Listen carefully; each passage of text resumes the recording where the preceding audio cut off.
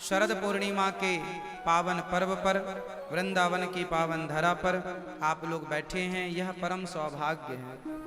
आज मान्यता यह है कि रात्रि को खीर बना करके कुछ देर के लिए छत में रखी जाती है, खुले आसमान में रखी जाती है, और जो जड़ी बूटियों में जो शक्ति होती है, जितना, अच्छा बताओ, सूर्य से क्या मिलता है? सूर्य से हमें कौन सा विटामिन मिलता है? विटामिन डी हमें कहाँ से मिलता है? विटामिन डी क्या करता है? शरीर को, हड्डियों को मजबूत करता है, एनर्जी देने वाला है, ताकत देने वाला है। जिसका विटामिन डी कमजोर है, नाना प्रकार के रोग घेर लेते हैं। तो जैसे सूर्य का प्रकाश हमें विटामिन डी देता है, उसी प्रकार चांद की शीतलता हमें अमृत प्रदान करती है। कौन सा अमृत? अमृत का अर्थ ये नहीं है कि आप अमर हो जाएं, उसी का नाम अमृत है ना। अरे देखने की ताकत हमारी आंखों में बनी रहे, ये हमारी आंखों की अमरता है। कानों में सुनने की ताकत बनी रहे, ये कानों की अमरता है। शरीर स्वस्थ होकर चलता फिरता रहे, ये शरीर की अमरता है। भाई जितने दिन रहो धरती पर उतने दिन स्वस्थ रह के जियो। तो चांद हमें अमृत देता है। जितनी भी वनस्पति जड़ी बूटियां होती हैं, उनमें जितनी भी ताकत भरता है, वो चांद के प्रकाश से ही उनमें एनर्जी जाती है। इसलिए ये मान्यता हमारे सनातन धर्म की है कि पूर्णिमा के दिन जो खीर बनाकर हम खुले आसमान में रखते हैं, तो जो चांद की पॉजिटिविटी है वो जाकर खीर में मिलती है, और वह खीर प्रसाद रूप में खाने से स्वास्थ्य लाभ होता है ना। स्वास्थ्य लाभ होता है, स्वास्थ्य ठीक होता है। ये नहीं कहा, हम कह सकते कि वो खीर खा के लोग अमर हो जाएंगे ना। हमारी मान्यता ये है कि चांद तो ऑलरेडी अमृत बरसाती है। चांद का प्रकाश जो है वह अमृत ही है। पानी क्या है अपने आप में, ये बताओ, पानी क्या है? बोलो मेरी माँ, पानी अमृत है या नहीं? भाई मरते हुए को पानी पिला दो, जिंदा हो जाएगा, तो अमृत का काम कर रहा है कि नहीं पानी? बोलो हाँ या ना।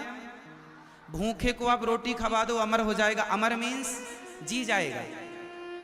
भूखा आदमी मर जाता है, तो रोटी दाल चावल यह भी अमृत है, और जल भी अमृत है, और सूर्य का प्रकाश भी अमृत है। सूर्य का प्रकाश ना निकले तो इस धरती का कोई किसान कोई फसल नहीं उगा सकता। हर फसल को सूर्य का प्रकाश चाहिए, तो सूर्य का प्रकाश भी अमृत है। और केवल सूर्य का प्रकाश से कोई फसल तैयार नहीं होती जब तक उसे चांद का प्रकाश भी ना मिले। चांद की शीतलता भी तो चाहिए। तो कुल मिलाकर के चांद जो है ये जल अमृत है, भोजन अमृत है, सूर्य का प्रकाश अमृत है। चांद भी एक अमृत देने वाला है ना। एक चांद जो अमृत प्रदान करने वाला है, खासकर पूर्णिमा, पूर्ण रूप से खिला हुआ चांद, पूर्णिमा का चांद। और चांदों से देखो, पूर्णिमा तो हर महीने आती है, पर हर महीने की पूर्णिमा में और शरद पूर्णिमा में अंतर होता है। इस चांद की विशेष महिमा है। क्यों महिमा है? क्योंकि गोविंद जब बांसुरी बजा रहे थे तो शरदोत्फुल्ल मल्लिका वीक्षरन्तु मनश्चक्रे योग माया मुपाश्रिता, गोविंद की अधरों से निकला हुआ अमृत भी चांद ने ग्रहण किया। अरे चांद भी अमृत यदि बरसाते हैं तो वह भगवान से लेकर के बरसाते हैं। तो गोविंद ने आज के दिन ही चांद को अपने अधरों का अमृत पान कराया था बांसुरी की धुनी से, बांसुरी की धुन से। भाई बांसुरी जो सुना ना गोपियों ने, निशम्य गीतम तदनंग वर्धनम व्रजश्रिया कृष्ण गृहीत मानसा, तो गोपियों ने सुना तो कान में अमृत सा चला गया। तो चांद ने भी सुना, तो चांद को भी वह गोविंद की बांसुरी का वह शब्द रूपी अमृत प्राप्त हुआ, सुर रूपी अमृत प्राप्त हुआ। और वही चांद भगवान ने कहा कि जो अमृत हमने तुम्हें आज दिया है वो हर पूर्णिमा को, शरद पूर्णिमा के हमारे भक्तों को लुटाते रहा करो, बरसाते रहा करो। इसलिए आज के चांद की महिमा अन्य चांदों से, अन्य पूर्णिमाओं से विशेष महिमा। आज के दिन गोविंद बांसुरी धारण करते हैं बिहारी जी, तो महिमा तो विशेष है। आज के दिन ही बड़े उत्सव लोग अपनी शरद पूर्णिमा बड़े धूमधाम से मनाते हैं। इस बार तो शरद पूर्णिमा मनाने के लिए वरुण देवता भी आए हैं, खूब झमाझम चल रहा है सवेरे से। तो ये शरद पूर्णिमा मनाने बिहारी जी के दर्शन करने आज वरुण देवता भी पधार रहे हैं, है ना।